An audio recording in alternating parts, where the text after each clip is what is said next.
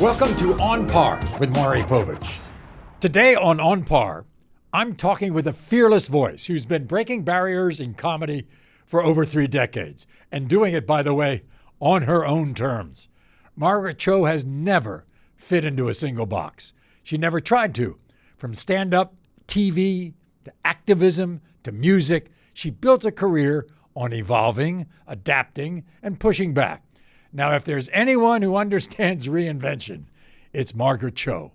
And so we're going right there. So Margaret, welcome. I'm so happy you're here on Par with me. I guess I can't even start to talk to you about anything without mentioning this mutual love fest between you and my wife. She's an icon. She was representing Asian women and the possibility that we could do anything. She, of course, is so beautiful, so brilliant, so accomplished.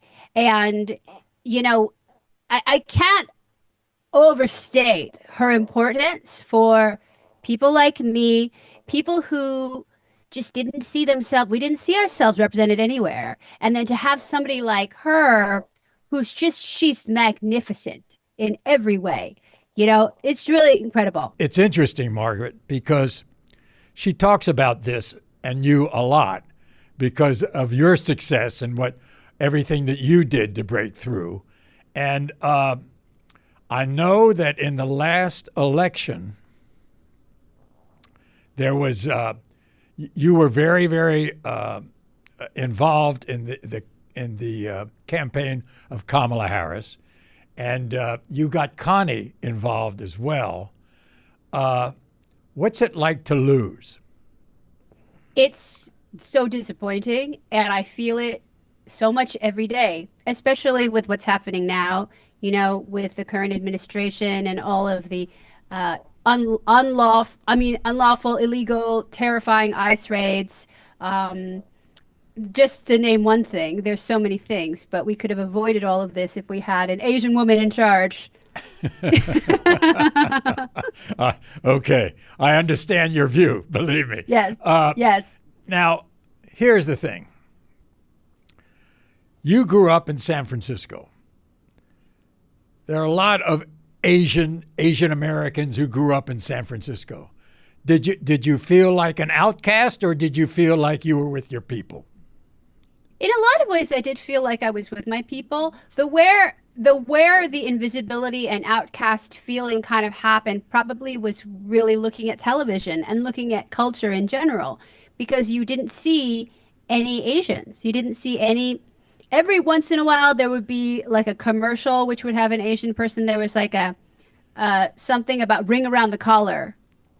And there was an Asian woman in that commercial. But there was like very few opportunities to see images of ourselves anywhere. So that's where you really felt like an outsider or an outcast. Were there many other Asians doing stand-up when you started? No, there were no other Asians doing stand-up when I started. So I was the first. There was one woman named Tamaya Otsuke. She's in LA at the time. I was still in San Francisco, and she was Sam Kinnison's girlfriend. Oh, wow. And she would wear a full samurai armor on stage, which was very cool. And there's Johnny Yoon, who was from Seoul, from South Korea, of course. But he had moved back to Korea. He's sort of the Rat Pack adjacent guy, Vegas guy. But other than that, there were no Asian American comedians at all. It's very interesting because my wife talks about this and she made reference to you. Back then, if you filled out an application, even if it was a medical form, it was are you black? Are you Hispanic? Are you white? Or are you other? And all the Asians had to check other. Right. What was that like? Right. Other was just like the only thing that was viable, you know, and it was like we didn't exist. Even though we make up 1/4 of the world, pretty much, there was no sense that Asian American was a real identity. Margaret, you're an author, You're an actress. You're a stand-up comedian. What do you like the best of those I like three? doing stand-up comedy the best because you never know what's going to happen. It's really interesting. It's such an interesting job, and every day is different. You told my people you bombed the other night. I often will I do, like, it's interesting how I'll take these chances and because I always try different material and I'll try new things, and sometimes it doesn't go well. And usually I can handle it. I remember that night I started to really panic and I started to get this animal fear, which is very strange because I've been doing this for 43 years. So I'm very used to failure and success in all of its different forms. But this was a little bit different. I was really sort of taken aback and I couldn't get the audience for whatever reason. I couldn't make a break for it. Because usually if I'm doing poorly, I'll comment on the fact that I'm doing poorly and that usually will work. But this was like, were there impossible. Were there boos or just silence? No, silence and like startled, like mostly cringe. You know when we can feel people kind of moving in their seats, like ooh, uncomfortable, like they're embarrassed for you, which is really the worst because you want to really be able to have the power to shake all that off. You usually get to as an experienced comedian, but that's one of the things I love about comedy is that you really don't know. Your success over time has nothing to do with how you're going to do that night. You know, your fame will buy you like maybe 15 seconds of grace, but then you have to really deliver. So and when you can't, it's startling. Over the years, I've known some stand-up comics, and I am particularly close with two. One is Kathleen Madigan. Oh, I love her. And one is Louis Black. Oh, he's a genius. So Louis was on the podcast, and we were talking about this, and I know this about Louis. I've known Louis a long time. Mm-hmm. He told me, and I always thought there was a dark side to stand-up comics. I mean, that they would talk about their dark side and stuff like this. Louis told me that in all his years, he never had any anxiety until COVID came along. And once COVID came along and he was holed up in his apartment, he got these fits of anxiety. Can you understand that? Yes, because COVID was the first time that we comedians, and I love Louis, I think he's such a road dog. Like he's such a road comic. He goes and does shows every day all over the world. So it was hard for us to stop down after so many years as a traveling comedian to just not do that. I had the existential crisis of who am I? Like, what do I even do? Like, what is my purpose? I think that's what a lot of us felt. You never thought that before? No. Once you were kind of isolated in this apartment or you're not able to see anybody and things like that? Yeah, it was a real crisis. And fortunately, I discovered that I really love being at home. I'm actually naturally a very happy homebody. You never knew before? I never knew because I never gave myself that opportunity. But now you have cats and a dog. I mean, you got a lot of stuff going on. Which I love. You know, I love my home life, and I have a lot of plants. It's very satisfying. So when you grew up, I guess I can't believe this. You were, I'm just laughing at this. You were a phone sex operator at the age of 15. That's correct. That's correct. How did that go, and how did that start? Well, I had a friend who unfortunately is no longer with us, but sometimes you'll have a bad friend who will make you do things that you shouldn't be doing. Like I always had her. She always taught me how to smoke cigarettes and stuff like that. Like she was my bad friend. And so she got us this job where we were going to work for this phone sex line, but then we were better at recording messages than we were at talking to patrons. So we got moved to the recording booth, and we would record these short messages that were phone sex line like monologues, but Like They what? were very, they Can were you simple English. Like, my name is Mary. I have blonde hair and blue eyes. I am 5'5" tall. I weigh 120 pounds. I am very sexy and I have large breasts. So they would assist people to learn English, but also who didn't have, I don't know, an interest in going to an ESL class, or they wanted to learn by practicing phone sex. So they would call our line and pay $1 a minute or however long, and they would learn that way. You've said that every single night you try to write a joke before you go to bed. Yes, yeah, and every morning I try to do that. It's mostly in the morning now. Sometimes it'll be at night, but usually in the morning, and it doesn't have to be usable and it doesn't have to be funny. It just has to be an attempt at what is my, that's kind of like to reinforce the idea of my purpose. In sleep, you kind of like really kind of let it marinate in there, you know. But yes, I do. I try to write one every day. You ever wake up in the middle of the night and write one? Yeah, yeah. And that's really important too, because when your mind is like in that relaxed dream state, that's the most creative time. So it's important. I have like notepads all over. I have ways to record what I need all over my house so that I'm somewhat cognizant of like something may happen, something may, you know, I have musical instruments all over my house so I can get up and like play something. If there's a melody moving through, that I can get up and capture it. It's very important to do as an artist, because those things will fly away if you don't pay attention.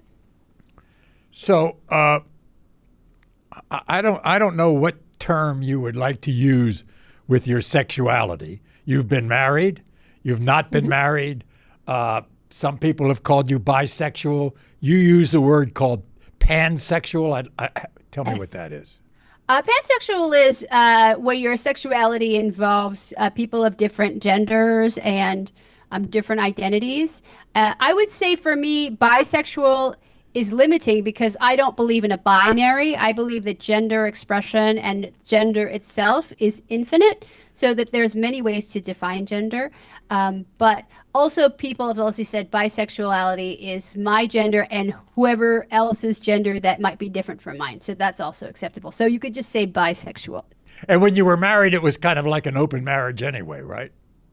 Yes, but it didn't really, you know, it's sort of one of those things where it was like a experiment that didn't work so well. I think also for me, marriage doesn't work, just because I don't feel like I want to be with just one person. I also don't want to live with anybody else. I think that's probably the most of it. I like living alone. With cats and dogs and plants. The best. And you know, plants and sourdough starters and kimchi and all those living things that I love. Right. When did you get the idea that you wanted to lose weight? I've always been fat. So when I was a little kid, like when I was younger and a young teenager, you know, when you're a fat girl, like for some reason, like the most beautiful girls want to be friends with you, and then you are forced to be their legal representation for the rest of high school. And so all the boys that like them have to come up to you and like give you proposals. You know, they're like giving you things like that they can give to the beautiful girl. Like, and it becomes very tiring. You know, like I would like to be the center of attention at some point. Not that being fat negates that, but as a kid, I really internalized this idea of like not being fully human because I was the wrong body size at the time. But I remember you when you were starting out, let's say in the 90s and things like that, and you were doing a sitcom and things like that. You weren't worried about weight back then, were you? I wasn't, but the network was. You know, the network were always telling me I had to be thinner. And that became my primary focus. And it's very hard, I think. I mean, nowadays it's a little bit easier with things like GLP-1s, but back then we didn't have that. We had, you know, Entenmann's, and weird diet drugs, and nothing really worked. And so it was very challenging to be a smaller body for me. But you've lost a lot recently. Yeah. Yeah. I mean, over the years, I've just kind of been able to sort of come to some sort of a peace with the way that my body is. And, and that's good. Like as you get older, I think we feel much more comfort in ourselves, which is a great thing. Are you on the road much or not? I am. I'm about to go on a big tour. It's called Choligarchy, and it's all about today's political disaster. I'm very critical of it, and I'm very. It's a little bit like a Lewis Black thing, I am as furious as he is. I'm sure he's furious. But Lewis, with Lewis, it's a pox on all your houses. It's not one or the other. It's everybody. Right. I mean, that's the way Lewis looks at politics. Which I love. I love him. So I'm about to launch a big tour. I'm going to start in Provincetown, which is one of my favorite places, in a couple of weeks. Where is that? Provincetown. Oh, in Providence. You're Cape going Cod. to Massachusetts, right? Yeah. So August 1st and 2nd it starts. So I'm really grateful. Lewis uses a bus. What do? Just fly? I just fly, but what a luxury. A bus is great. A bus is it's like your suitcase and your hotel room in one. You're just like in the bus and you're traveling. Like that's a great way to live. When you started out in stand-up, who were your favorites? I always loved Joan Rivers. Oh, wow. Joan Rivers was the best. I thought Joan, and I used to know Joan, I thought she was as quick and reactive as anybody I've ever seen. Yeah. Incredible mind. Incredible lady. And a good friend, and also just a mentor. Also, Paula Poundstone was incredibly important, and still is. I still really I follow her on Blue Sky. She's really an amazing mind, just a brilliant comedian. Any men? Robin Williams, I always loved. Oh wow, yeah. Always loved him. Another San Francisco guy. Yeah, great guy. Bill Hicks was an incredible guy. I got to work with him a lot when I was really young. He was very important as well. Is that it? No more acting? Just stand up? Oh, no. I love acting. I would love to do more. For me, acting is just as important and really exciting to be able to do. It's something that I really have a lot of fun doing. So, yeah, I want to do more. Do you think that your politics hurts you in terms of your profession? I don't think so. You're pretty political. I mean, you've put yourself out there. Yeah, but I just want fairness. I want equality. I'm like an old school Democrat. Like I don't think that that's got to be controversial in any way. Like, to me that's I think of it as very centrist almost, It's very rational. You got a lot of problems in the Democratic Party. It's true. I mean, I don't know why, but I just get the feeling that they're all just floundering, looking for an answer. Yeah. I think we're dealing with something so shocking. We didn't realize that we were going to deal with the blatant racism and misogyny, the absolute worst of the corruption, so, not to say and just the inept manner in which they do business. So it's a lot. Do you understand how MAGA came about and has been so productive? I think that it's, I don't know. I think it's people just want a spectacle. And they want to sort of react in a way that isn't well thought out. You don't think that they're made up of people who just felt that they were underserved?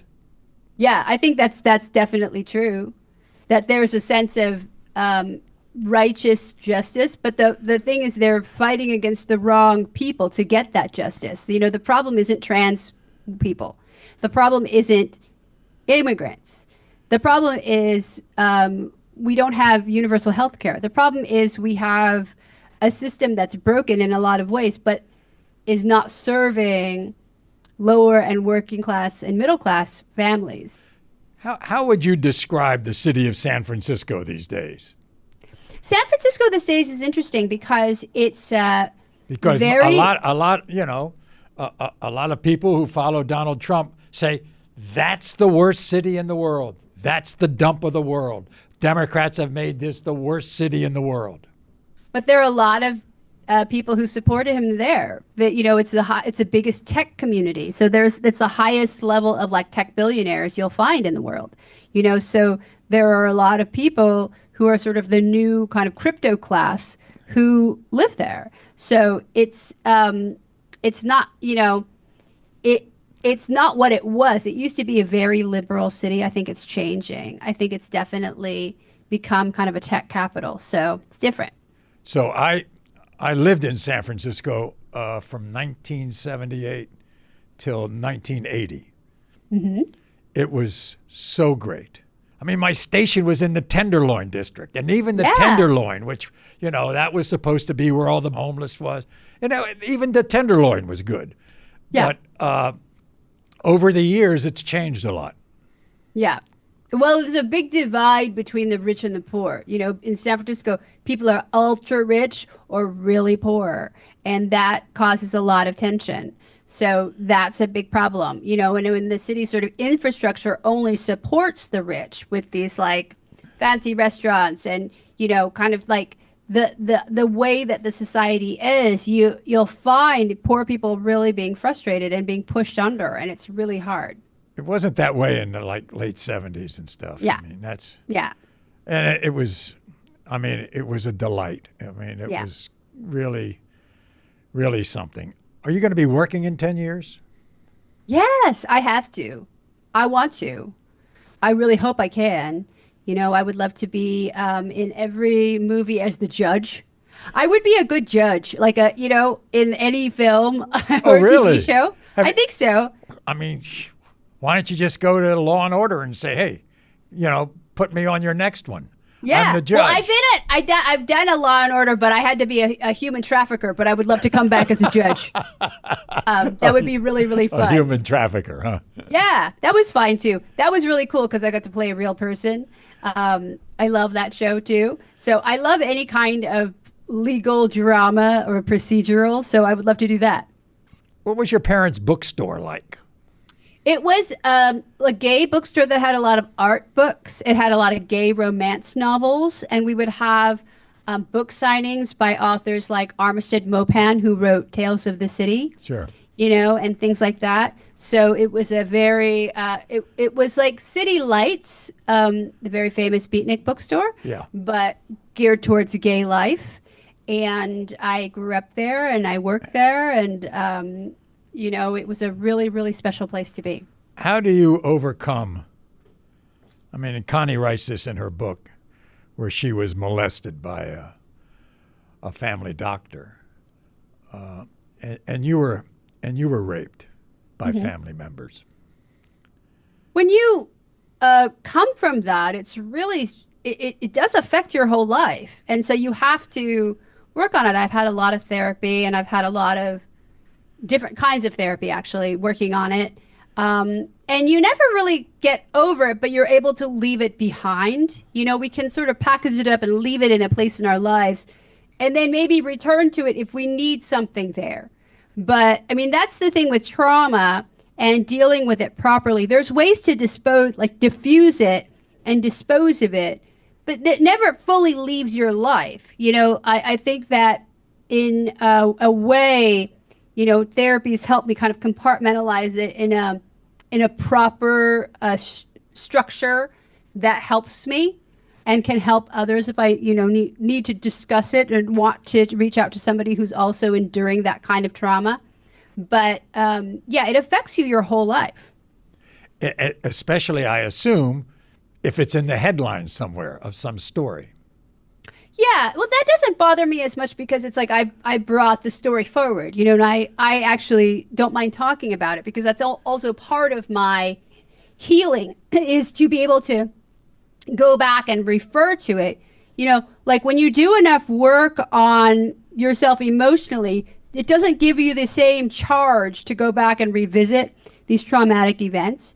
So that is the privacy element of it is not as difficult as just the fact that it exists. You know, that it exists is more like, I wonder what my life would have been like if that hadn't have happened. There would have been other trauma, something else, but that is a very specific thing. Okay, so we're now at a place in the program, which we call the 19th hole, where you can ask me any question and I might answer truthfully. Okay. Have you seen the adorable sound where they're using sound from the Maury show? You are not the father, and it's dogs, and they're running away from the camera, and the it's so cute. I've seen that. Yes, you know, and millions of views of my saying you are not the father, and these dogs start running.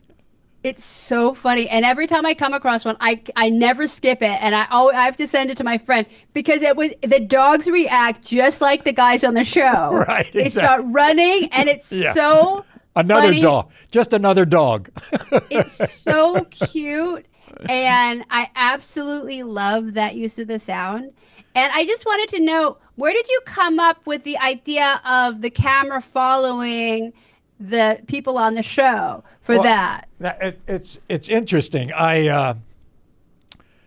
When we first did, the first time I ever did a DNA story, and the producer of the particular day, and I had read all the story and the background and everything, and the producer briefing me before the show would go, and here is the result, and I said, you know, I don't want to know the result. I don't want to know anything more than my guest or my audience, live audience, or my audience at home, because if I knew more than they did, I would skew my questions and it would be less than honest. So the whole inflection of you are the father, you are not the father was a very honest reaction for me because I didn't know any more than anybody else. And what happened was the reactions of the people, whether it be the woman or the guy, I mean, the director said to the cameraman, I don't care what they do, just follow him. And they would follow him backstage.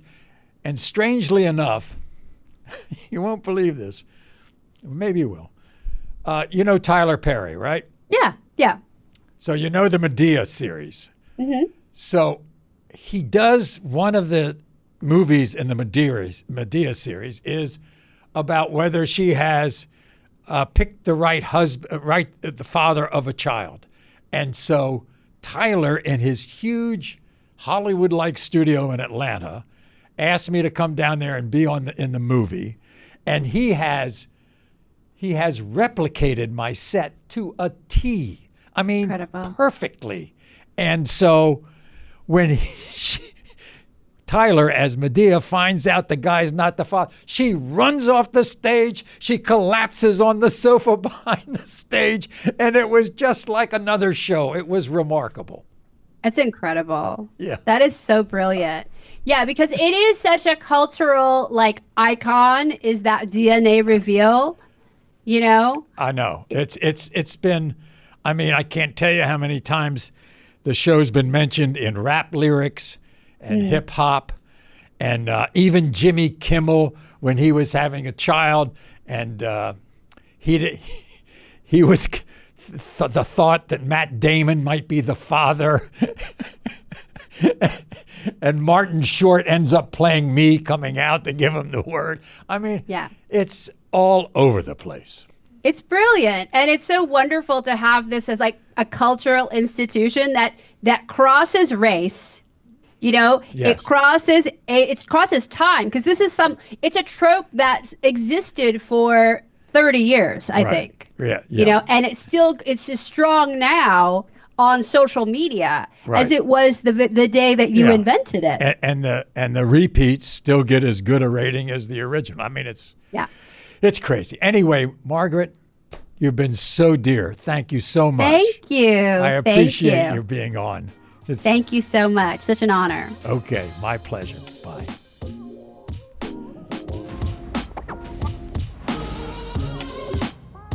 If you've had as much fun as I did, make sure you subscribe to On Par with Maury Povich on YouTube and tap that little bell so you don't miss a thing. And if you like to listen on the go, we're on Apple, Spotify, everywhere you get your podcast. Hit that follow button. I'll be back with more before you know it. On Par with me, Maury Povich, is brought to you by Mopo Productions, A Better Life Media, and Radley Studios, with executive producers, me, Maury Povich, Holly J. Mirabella, and Christian Thompson. Supervising producer Mike Bornasian.